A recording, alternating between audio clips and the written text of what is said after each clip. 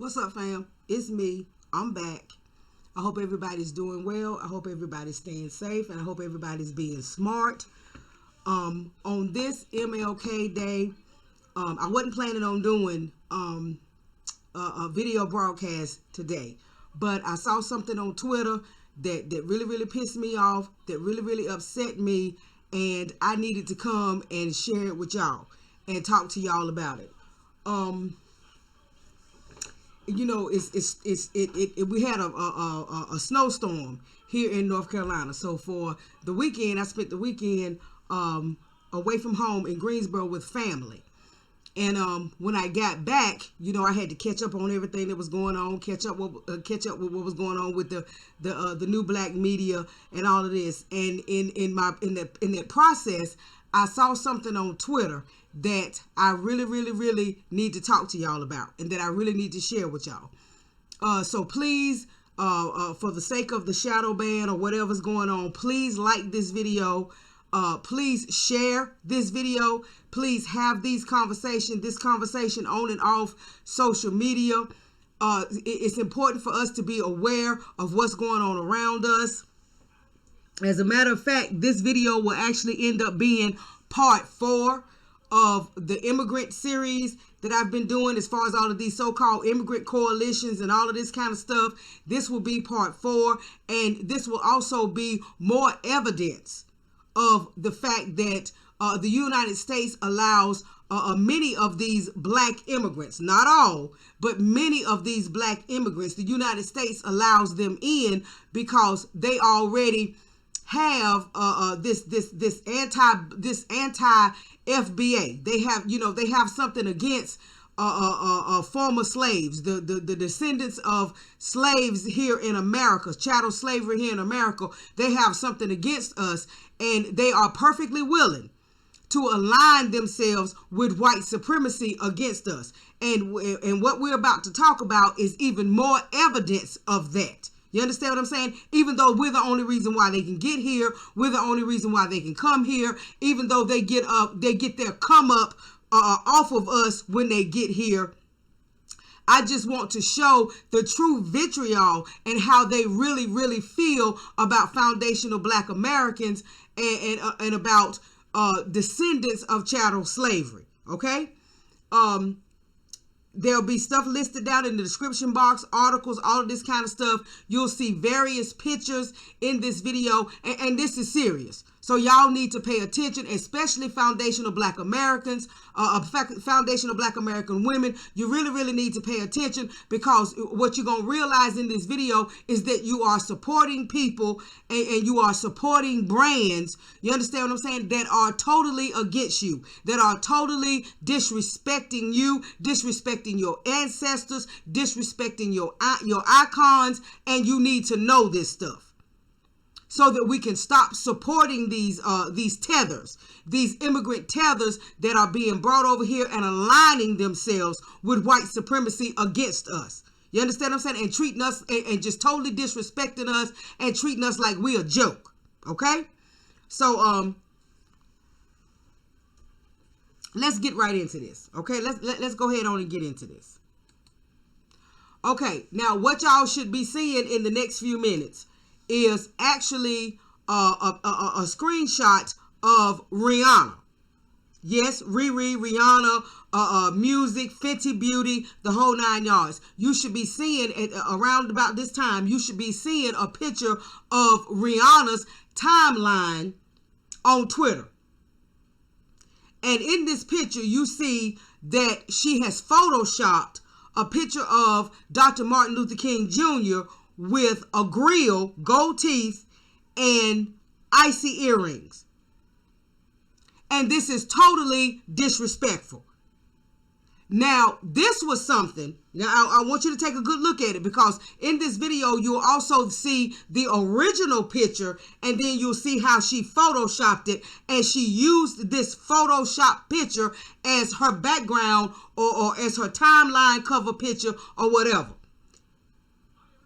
Now, once I saw this, because it was posted today. Well, actually yesterday, January the 16th, it was posted, right? And The person who posted it didn't know, as I didn't know, you understand what I'm saying, that this is not brand new. This is not something that Rihanna just did. This is something that she has had up on her timeline like this since February 2021. Now, how Foundational Black American Twitter missed this, I don't know. How we missed this and didn't call her out for this.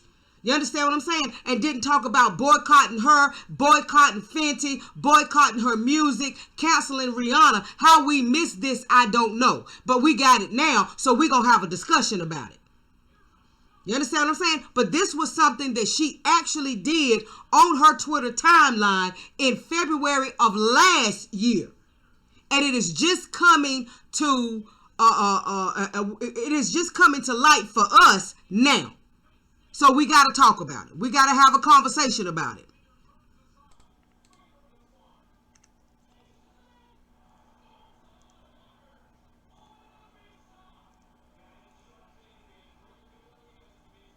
And the guy that posted it said, wow, I didn't know that. Actually, when I commented on the post and let him know that this was something that she actually did back in February of 2021. And then somebody else just commented, glad I never supported her. This is what typically happens when we bring non-FBAs into our culture industry and give them a platform. Right? But I want to do more than just talk about this on Twitter. I need to bring this to y'all, and hopefully y'all will share this, y'all will talk about it, and more importantly, hopefully Foundational Black American women, you understand what I'm saying, will stop supporting Fenty, will stop supporting Rihanna's music, whatever, because now she's showing how she really feels about Foundational Black Americans, how she really feels about those of us who came from the soil, those of us who built this nation, and who built this country from the ground up. So let's talk about this. Okay, now this is coming from hiphoplately.com, and this was a year ago. So like I said, this article came out February 2021. So this came out February of last year. And it says Rihanna getting some heat for hood Martin Luther King image. Rihanna recently switched up her Twitter page header to an image of Martin Luther King with gold teeth and icy earrings. Some folks are saying Rihanna disrespected the civil rights legend by photoshopping him like a rapper. And then it has a couple of tweets from people who talk about her disrespecting him. This is the ADOS app. So this is on at Rihanna Twitter page. A Photoshop image of MLK with gold teeth in his mouth and a diamond earring. These foreigners have no respect for our culture. I would say for the 1,000th time, they will use a foreigner in a film to play a bisexual MLK. Then another one by the name of Boss Hog 357 at Rihanna. Why do you have a picture of MLK with gold teeth in his mouth up? That's very disrespectful. Geechee Blue. What's up with the MLK background? Gold fronts and earrings. During BHM. Really Black History Month. Really? Take that down. Shake my head. And she never did. She never did. And then I'm from Brooklyn, that's it, tweeted, what's worse than Meek Mill disrespecting Kobe Bryant or Rihanna disrespecting Martin Luther King Jr., Martin Luther King, are the fucking people defending Meek and Rihanna. Happy Black History Month. So this is something that she actually did during Black History Month. You understand what I'm saying? Now, the only person that I know of, you understand what I'm saying, that actually got this and actually reported on it and did a video on it and talked about it and all of that was Dr. Boyce Watkins. And listed down in the description box will be the video that he did on this. Because he did a video on this, if I'm not mistaken, I think he did one February the 18th, 2021, and he reposted it February the 19th, 2021. Okay? So, let's keep reading. Some folks are saying Rihanna disrespected the civil rights legend by photoshopping him like a rapper. While quite a few people have tweeted that they are offended, none of these tweets have many likes. So far, Rihanna has caught more heat from Hindus for wearing a diamond-studded pendant with the Hindu goddess Ganesha while topless than she has for photoshopping the king. Is that simply because the MLK image wasn't offensive?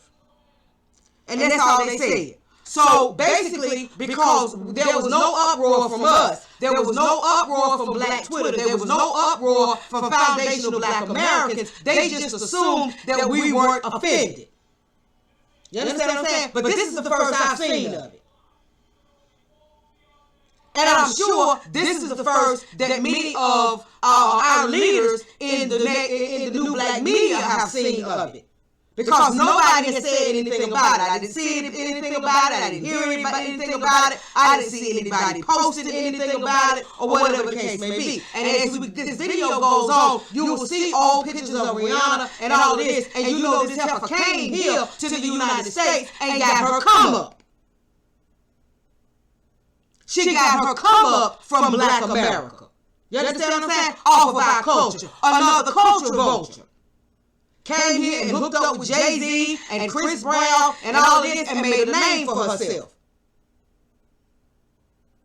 But doing this little stunt, you understand what I'm saying, with MLK is letting you know how she really feels about foundational Black Americans and how she really feels about our ancestors and about our icons. Which goes back to what Tariq and Professor Black Truth and Jason Black and all the others have been telling us for years, is that these tellers, these Black immigrants, first, second, third generation Black immigrants that are coming in here, they have no connection with us. They have no connection with the soil. They have no connection with our struggle. You understand what I'm saying? So they have absolutely no respect for us or our icons.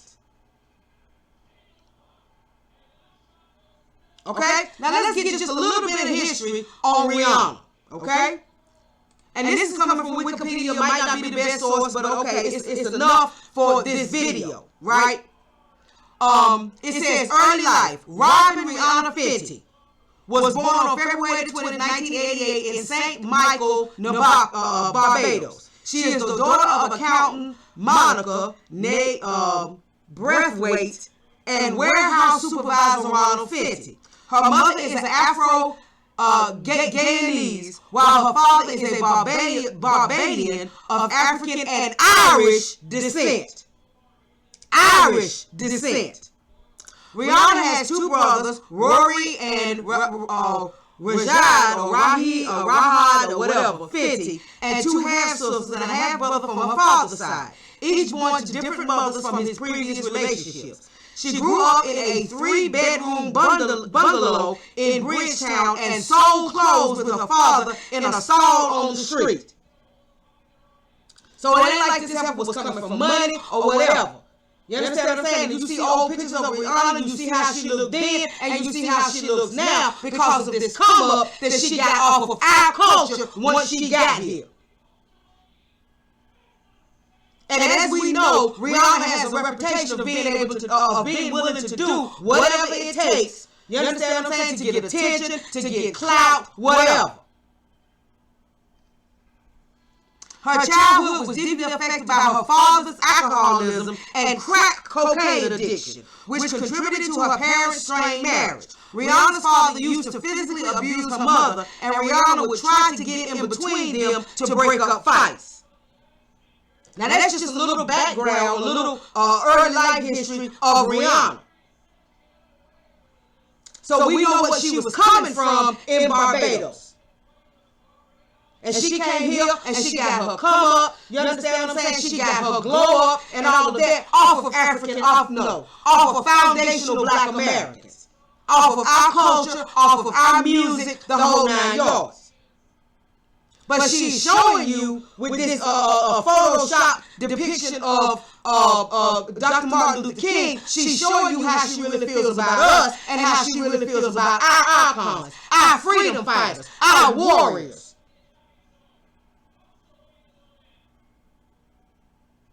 You understand what I'm saying? Which brings to mind another immigrant heifer that likes to disrespect foundational Black Americans and our icons. Right? Let's move over to Nicki Minaj.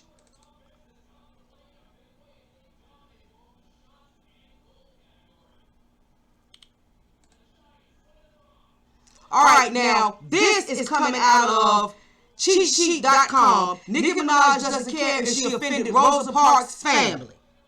Okay? This was February the 7th, 2020. This is 2020. So this was 2 years ago. You understand what I'm saying? When she did that whole lyric about Rosa Parks in one of her songs, right? Nicki Minaj has seen her fair share of controversies, from her collaboration with Tekashi 69 to her relationship with Katy Perry. Minaj has received plenty of backlash while maintaining a dedicated fan base. Now her lyrics about Rosa Parks have been condemned by a member of Parks' family. Here are the details behind this song.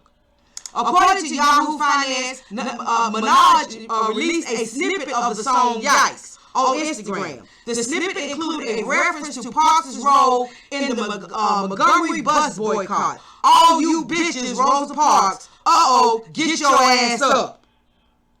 This lyric caused a stir. According to Hip Hop DX, Minaj debuted the snippet of Yikes on what would have been Parks' 107th birthday. So she waited until Rosa Parks' birthday, you understand what I'm saying, to debut this snippet of this song, which talked about all you bitches, Rosa Parks, get your ass up, right? So that was her blatant disrespect of our icon, Rosa Parks. And somebody in Rosa Parks' family actually spoke about it. Yahoo Finance simply reports the executive director of the Raymond Parks Institute for Self-Development, Anita Peake, was upset as well. Peake said if Rosa were alive today, she'd be extremely hurt by Minaj taking her bus protest, one of the most significant moments of the civil rights movement, and putting a negative spin on it for a song.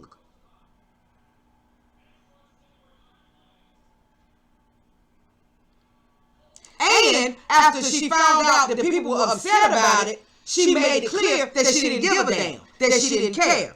Hip Hop DX says TMZ released an article on February 5th, 2020, titled Nicki Minaj allegedly says Rosa Parks' lyric was bad timing, not meant to offend or disrespect Parks. TMZ claimed Minaj said the lyric wasn't a slight at all. Minaj disputed this story, as well as the idea she cared that she offended anyone.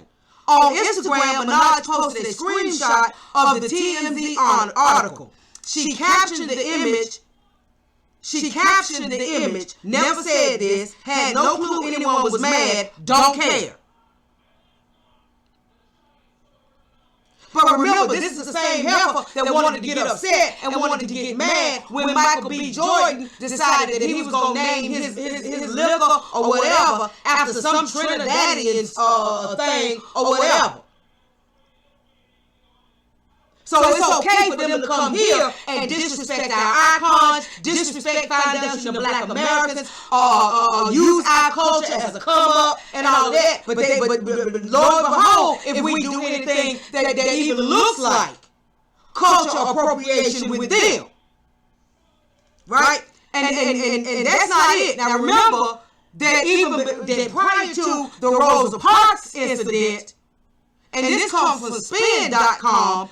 Prior to the Rosa Parks incident, she had the incident with Malcolm X, right?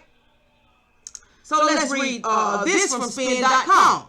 Nicki Minaj apologizes for attaching Malcolm X to looking ass nigga. Like I said, this is coming out of spin.com, written by Chris Martin, and this was February 13, 2014. So she does it in 2014, puts up this fake ass apology, and then turns around and does it again with Rosa Parks in 2020. And doesn't even bother with the apology, just lets it be known that she don't give a damn whether anybody is offended or not. And these are the immigrants, these are the tethers that black folks support.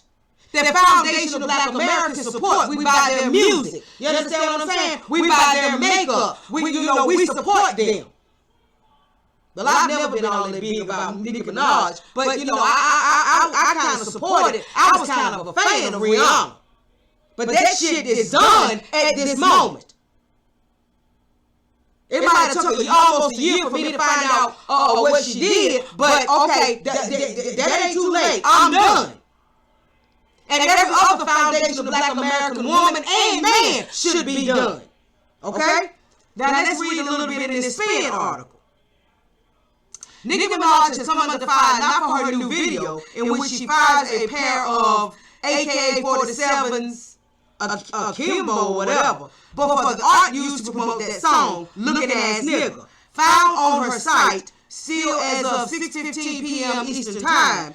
And on her Instagram, no longer, the grainy image repurposes a famous photo of Malcolm X holding a large gun while he peers out a window, seemingly concerned for his safety. Considering her use of weaponry and the titular, oft weaponized word, people are pissed.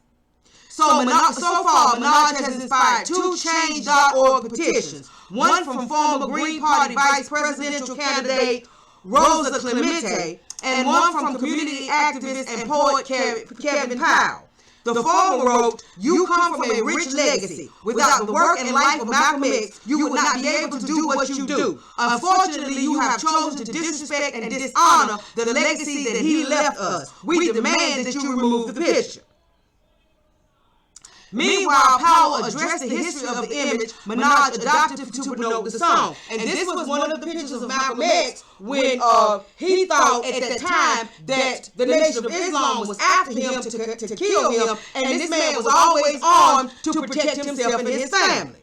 Malcolm X carried a gun as he feared for the safety of his family and himself, and was aware he would someday be killed by political opponents. The image of Malcolm X looking out the window highlighted that fear. Nicki Minaj's use of guns in her new music video speaks to the gun culture in our society today, where gun violence is an acceptable norm.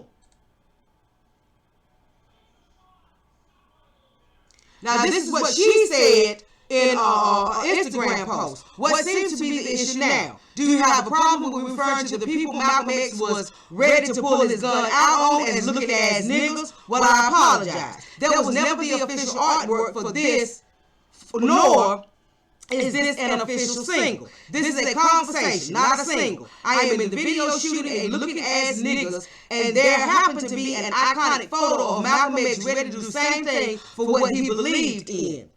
It is in no way to undermine his efforts and legacy. I apologize to the Malcolm X estate if the meaning of the photo was misconstrued. The word nigger causes so much debate in our community, while the nigger behavior gets praised and worship. Let's not. Apologies again to his family. I have nothing but respect and adoration for you. The photo was removed hours ago. Thank you. And then in the video, you will also see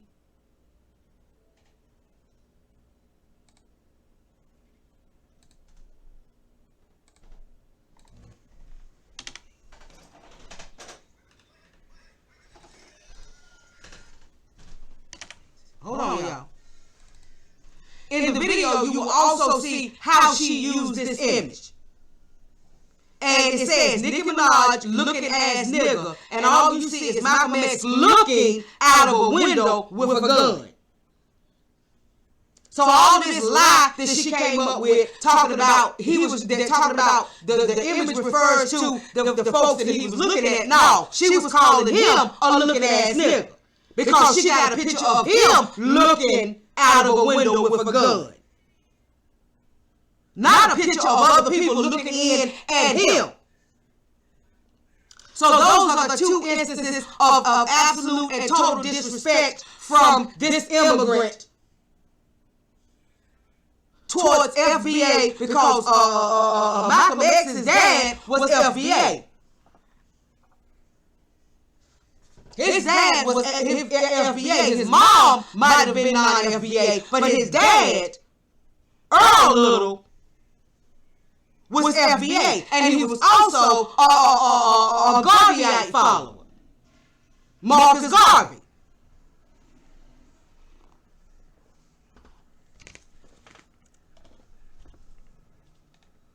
So those are just two instances, you understand what I'm saying, of these immigrants totally disrespecting foundational Black Americans and our icons, our ancestors, the people who fought for them to be here.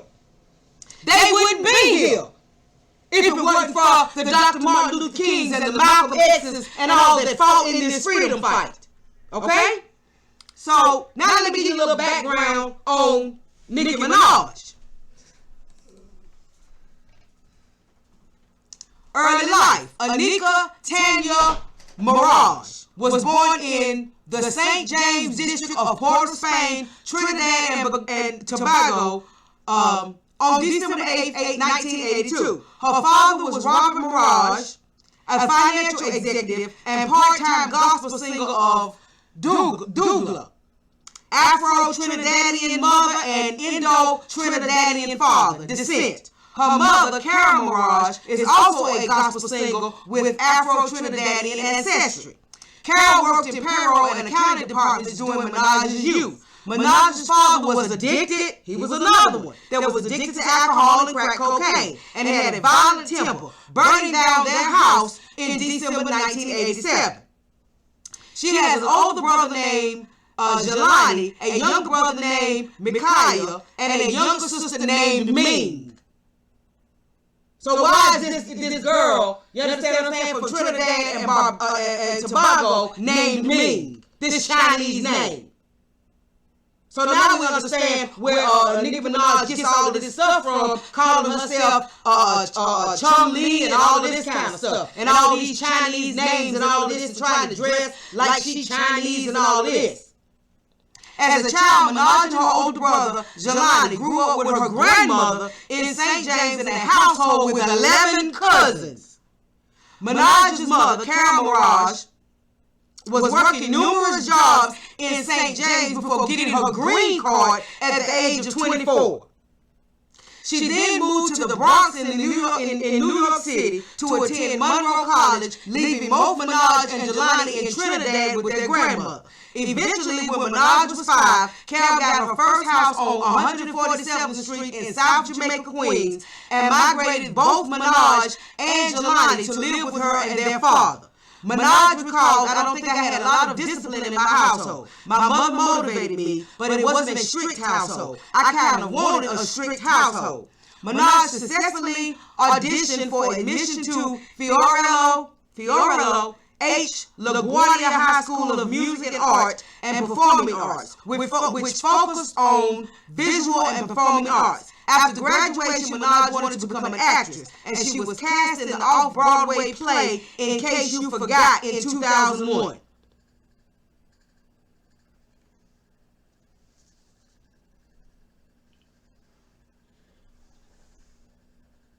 So that's just a little history on her.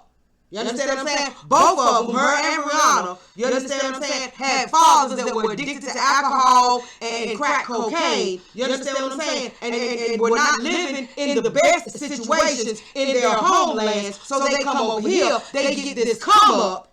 You understand what I'm saying? And by being supported by foundational Black Americans, you understand, they get this come up off of our culture. And this is the way that they disrespect us and our icons. But these folks gonna have to learn how to put some respect on foundational Black Americans' name and on our icons. Because if it were not for the Martin Luther King Jr.'s and the Malcolm X's and the Earl Garveys, the Earl Littles and the Lord sees that piss me off, the Harriet Tubmans and the Ida B. Wells and the Nat Turners and the Venmore DCs and VCs and all that, none of what they can get and achieve and none of what they have achieved in the United States would have been possible. So let's go on and let's talk about that. Yeah, I'm pissed.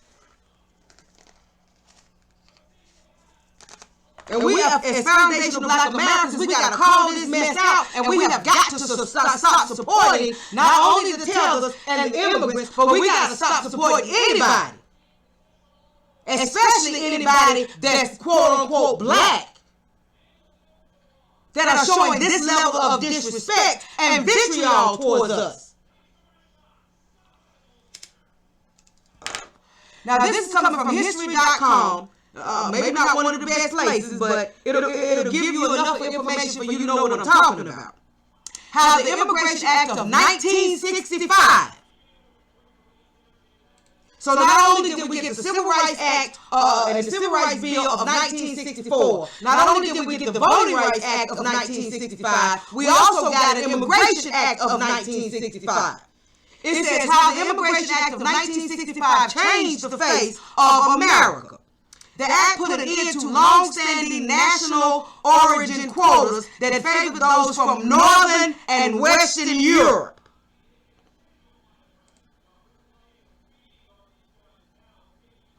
Now I'm going to go down to the part where it says 1965 aimed to eliminate race discrimination in immigration. In 1960, Pew notes 84% of U.S. immigrants were born in Europe or Canada. 6% were from Europe. This is in 1960. 6% were from Mexico. 3.8% were from South and East Asia. 3.5% were from Latin America. And 2.7% were from other parts of the world. That other parts of the world included Africa, Haiti, the Caribbean. You see what I'm saying?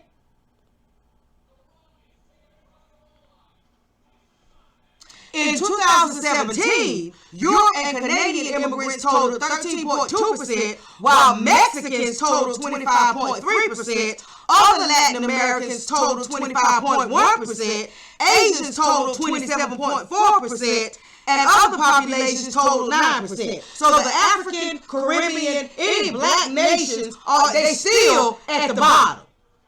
Still at the bottom. And we already know the immigration policy that the United States has held for years throughout all administrations, whether it be Republican or Democratic. We already know the immigration policy that they have towards Haitians. They just can't come in. They got to be turned around. They got to be sent back at all costs.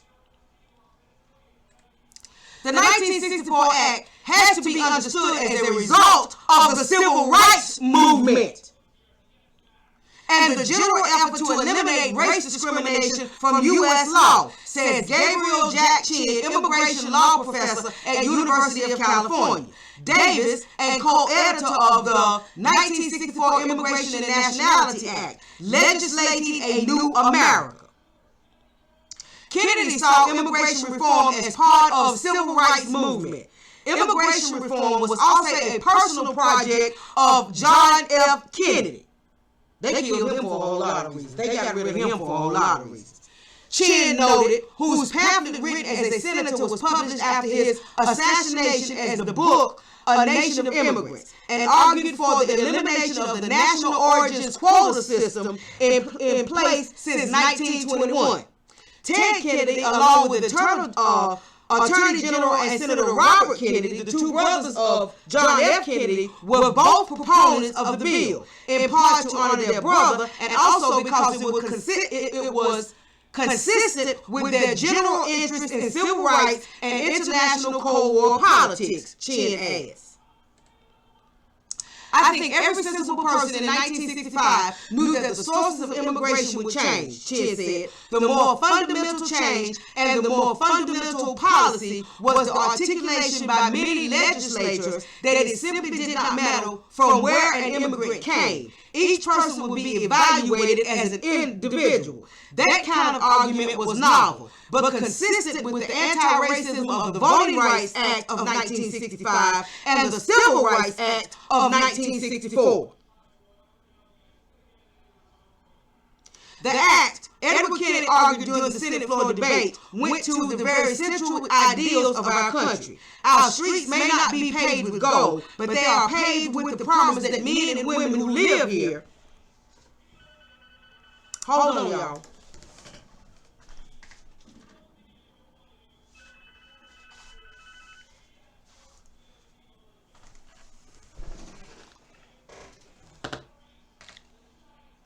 Our streets may not be paved with gold, but they are paved with the promise that men and women who live here, even strangers and newcomers, newcomers can rise as far as their skills will allow, and no matter what their color is, no matter what the place of their birth. So for anybody that don't know, you understand what I'm saying? For any immigrant, any black immigrant that does not know or does not understand that it was because of the civil rights movement, it was because of the work that was done by the Martin Luther King Jr.'s. You understand what I'm saying? The Rosa Parks, the Malcolm X's. It was because of the work that was done by them that this 1965 Immigration Act was written into law, and you got the right to bring your ass over here. So all this disrespect has got to stop. That's the reason why during that process that we saw going on with the Haitians in Del Rio, that's the reason why you did not see foundational black Americans standing up and arguing and standing for the Haitians and all this. Why? Because when we allowed these, we stood for them to come here. We fought for them to have the right to come here. All over the black diaspora. We fought for them to have the right to come here. And we have seen enough disrespect. We have seen enough of you coming here and undermining us, disrespecting us, and joining forces with white supremacy against us. We've had enough of it, and it's time to call it out at every level, every chance we get, every time we see it. It is time to call it out, and there is no better time than to call Rihanna out for this bullshit stunt, for this disrespectful ass, disgraceful ass stunt with Martin Luther King. There's no better time to call her out for it than on his day, Martin Luther King Day. There's no better time to call her out. So now you understand why foundational black Americans, native black Americans, whatever you want to call us, those of us who come from the killing fields of antebellum slavery here in the United States, those of us who built this country, who laid the foundation of this country. Now you understand the reason why we are separating ourselves and we are saying no more. Now you understand why we're telling all of these other groups, including all of these black immigrants. All of these black immigrant groups, you see now why we're telling them to hold their own nuts. And we circling our wagons and we're looking out for us. Because we have looked out for other people, other black folks throughout the diaspora globally. We have looked out for them for years. And they come here and do nothing but get a leg up. You understand what I'm saying? Get a glow up, get a come up because of us and eat off of us and then give us their asses to kiss.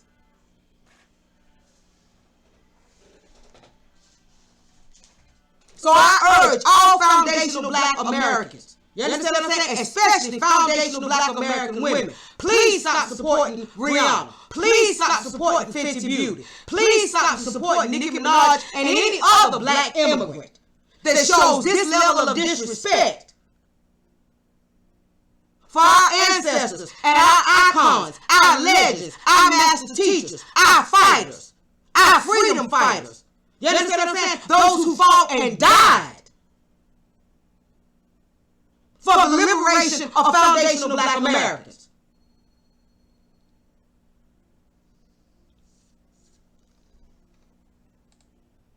because it's ridiculous. But they will continue to do it. They will continue to come over here and eat off of us. They will continue to come up and come over here and get their come ups and get their glow ups off of us and off of our culture and off of our struggle. And then once they think they got it made, you understand what I'm saying? And once they think they in with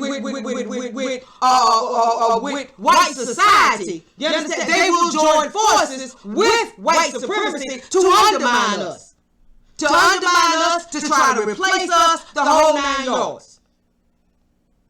And it is past time for us as foundational Black Americans to stop giving these people a pass.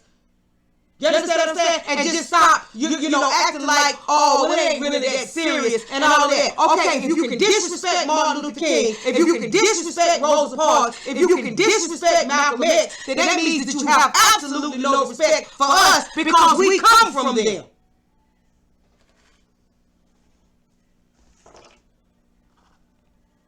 But as soon as white supremacy turns on them, they want to come running to us. Why? Because they know we're the fighters. They know we're the only ones globally who have ever consistently fought against white supremacy and fought against this global white supremacy system.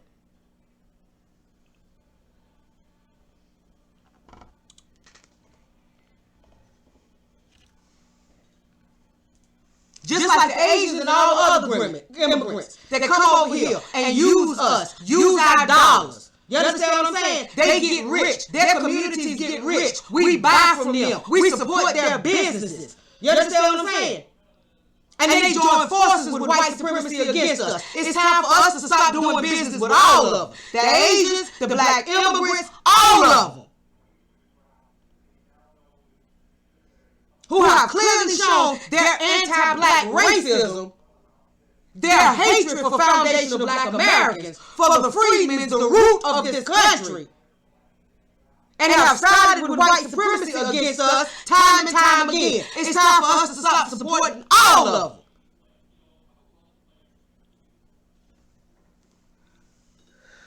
I would rather buy my makeup from white folks than to give Rihanna any money in Fenty, Savage, because you know she got that Savage, what is it, Fenty Savage or Savage Fenty or whatever, you know, that clothing line with the underwear and all that kind of stuff. Now let me read you one more thing about as far as Fenty is concerned. Let me read you this. Because this thing is deep. This is how Black women feel about Fenty. This is how a foundational Black American women feel about Fenty. While Rihanna showing you how she feel about you. This is out of BlackAmericanWeb.com. Lifestyle, Jack Fisher, Euroweb.com. How Fenty Beauty empowers Black women. There's a good chance you've heard about Fenty Beauty. After all, every girl around the block has. Rihanna's original cosmetic collection was released in September 2017, and since then it has changed the tide of the beauty industry. More than Riri's popularity, the brand garnered attention for its inclusivity. Lord, these words sometimes. As it outsold all other brands by catering to women of all skin tones. The brand's trademark product is the foundation, the Pro Filter Foundation, that offers not 10 or 20 shades of skin tone, but it actually offers 40 shades. But rather it breaks all boundaries and offers 40 different shades of foundation for the women who have previously been ostracized by the beauty market. This beauty for all motto has hit all the right chords in the consumers. Why are African American, Black foundational Black Americans, women feeling empowered by Fenty Beauty? Now the men reading this may roll their eyes and think it is just makeup. However, we would like to tell you that it may be just makeup for you, but for the average woman of color, there we go, woman of color, this opens doors to a whole new world. Women with deep tones have finally found a product that speaks to them. Here are the many reasons why this product matters.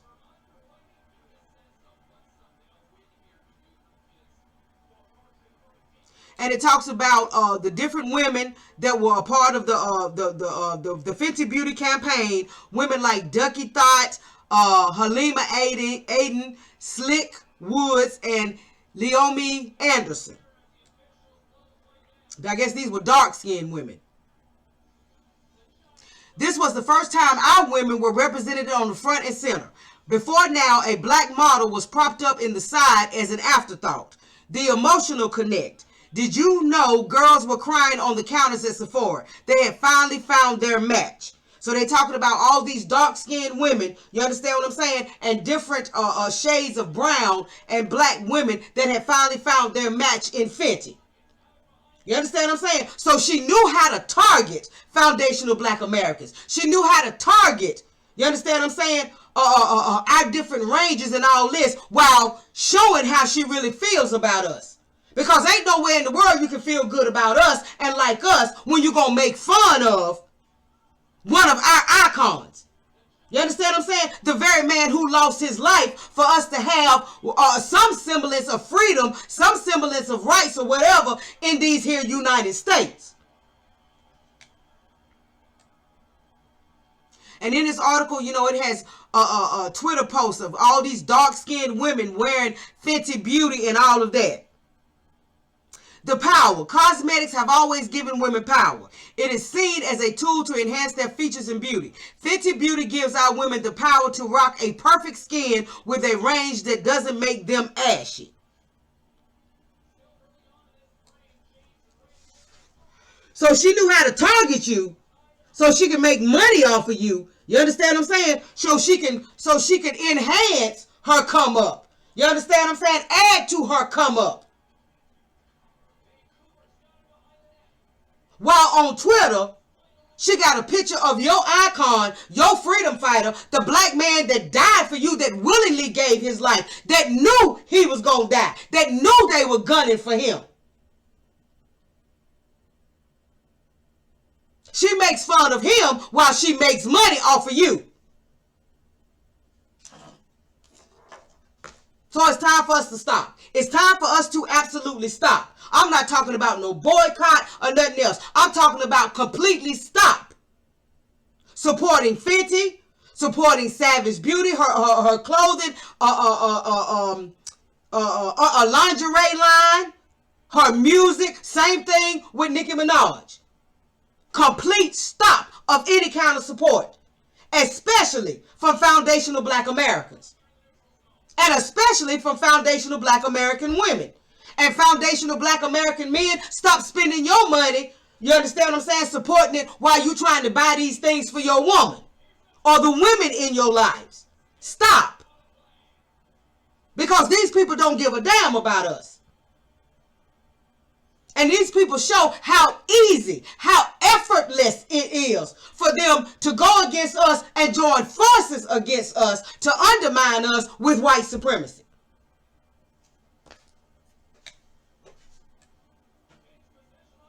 So, you know, that's just what I wanted to bring y'all. You understand what I'm saying? Like I said, I wasn't going to do no video tonight. I wasn't going to do no broadcast. I wasn't going to talk about nothing. I wasn't going to talk about MLK because Jason Black and Professor Black Truth have done outstanding jobs of talking about MLK. You understand what I'm saying? And bringing out the truth about who this man really was. But I saw this and I just could not let it go. I could not just let it go. I could not just act like I wasn't seeing what I was seeing. And like I said, you've got to understand, this picture of Martin Luther King that she put up on her Twitter timeline is a year old now, almost a year old. And she did it during Black History Month. So what does that tell you about how she really feels about foundational black Americans? How she really feels about one of the people that lost their lives so she can come here and get the come up that she got. And be able to achieve what she has achieved. Although most of the reason why she has achieved what she has achieved is because she's so willing to go along with white supremacy. She's so willing to do whatever white supremacy tells her to do.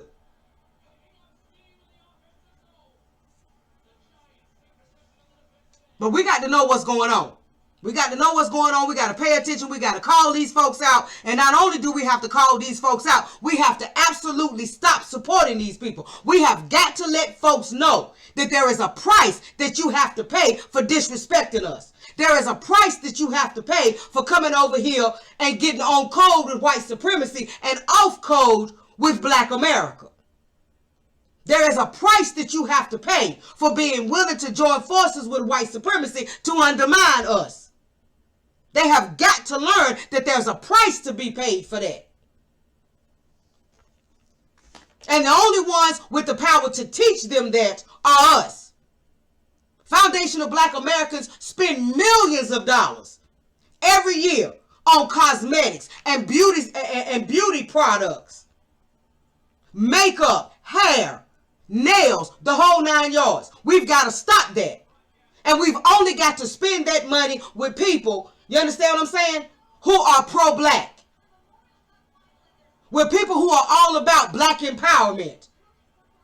And we've got to stop spending that money with Asians, you understand what I'm saying, with black immigrants, with anybody that is working against us, that is working against a black agenda. Anybody that gets off code. We have got to stop supporting them with our finances. No other group does that. No other group is going to support anybody that undermines them or that works with white supremacy or any other group against them. No other group does that. We have got to stop. Your favorite celebrity or your favorite musician or your favorite rapper or your favorite brand or whatever cannot be more important than your survival.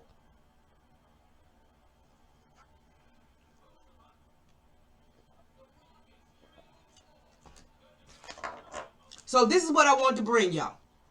You understand what I'm saying? And I pray that y'all share this. You know, I pray that y'all like the video, yes. But I pray that more than anything else, that you share it. And that you have these conversations. That you share it on your social media. And that you have these conversations with your friends and your family. You understand what I'm saying? And the people around you, so that they can know what's going on. So we can stop this foolishness. At this point, we are complicit in our own downfall by supporting folks like this. By not calling these folks out. You understand what I'm saying? By not making them a price for this kind of, pay a price for this kind of off-code behavior. And doing this kind of stuff to undermine us. We are complicit at this point in our own destruction. And we got to stop. That's the reason why we got to get on code and we got to stay on code. Everybody at this point needs to talk about this. Everybody at this point needs to talk about Rihanna and what she has done. Everybody at this point needs to call her out. Remind everybody of what Nicki Minaj did before Rihanna.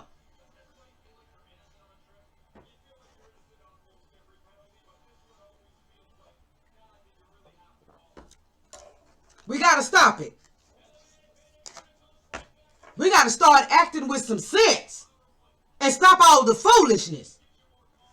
There is no celebrity. You understand what I'm saying? There is no favorite celebrity. All this idol worship with all these celebrities and all this kind of stuff, this shit is going to have to stop because it ain't never done us no good. It ain't helped us accomplish nothing. That's the reason why this white supremacist system can pick one or two black folks. You understand what I'm saying? Whether they be immigrants or whether they be homegrown coons. Can pick them, you understand what I'm saying? And put them up there because they know some black folks gonna worship them. And no matter what they do, no matter what they say against black folks, they gonna still support them and still run around talking about they fans and they stands and all of that. Why? Because that foolishness is more important than your survival. In this white supremacist regime.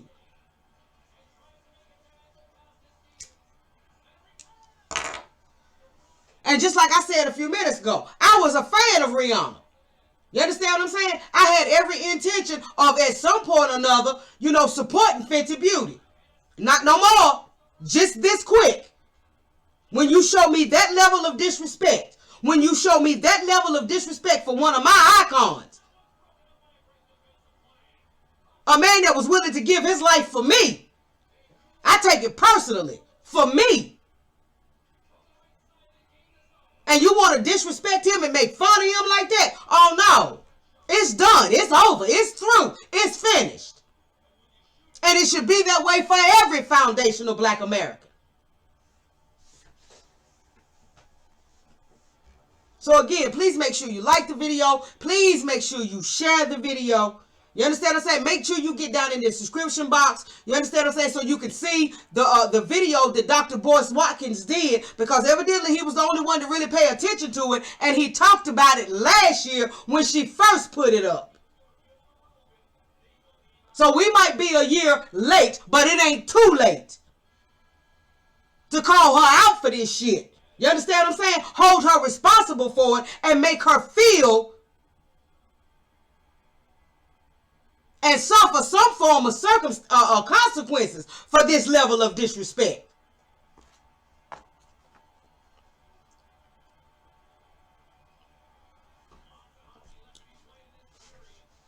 You know, please subscribe to the channel if you're not subscribed. Hit that bell notification so you can be notified when we upload videos. The email, the PayPal, and the Cash App for the channel are, of course, also going to be listed in the description box if you want to choose to support that way. But I need y'all to comment. I need y'all to sound off and let me know how y'all feel about this. I need for y'all to share this. This information about Rihanna needs to go viral. I'm not talking about my video or whatever, but this information about Rihanna needs to go viral. The link to the original post that I just saw will also be in the description box. You understand what I'm saying? We need to bring as much attention to this as possible, and Rihanna needs to get as much backlash for this as she can. You understand what I'm saying? Okay, well, maybe we weren't paying attention back last year, but damn it, we paying attention now.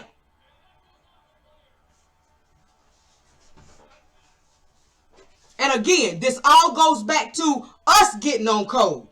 You understand what I'm saying? Us circling our wagons to protect our group. When our group is threatened, when our group is disrespected, when our ancestors and icons and the people that fought for us are disrespected, we got to get on the ball. Because there's too many people from all these different groups, not just the dominant white society, but from all these Black immigrants and all these other groups. It's just too many people that walk around feeling like they can disrespect us whenever the hell they get ready. And we just supposed to tolerate it. We just supposed to take it. No. Now that's my rant, but I had to let it out. I couldn't hold it. So like I said, please make sure you share this video. Comment down in the comment section. Let me know how you feel about this. Please share this information. Please make sure that this information about Rihanna, as well as that information about Nicki Minaj, goes viral. Bring it up again. It ain't too late. Let's rehash this shit over and over and over again. Like I said, these folks have got to realize that there is going to start being a price that you have to pay for getting off code and joining white supremacy against us and doing things to undermine foundational Black Americans. They got to learn that lesson. And we're the only ones that can teach them that lesson.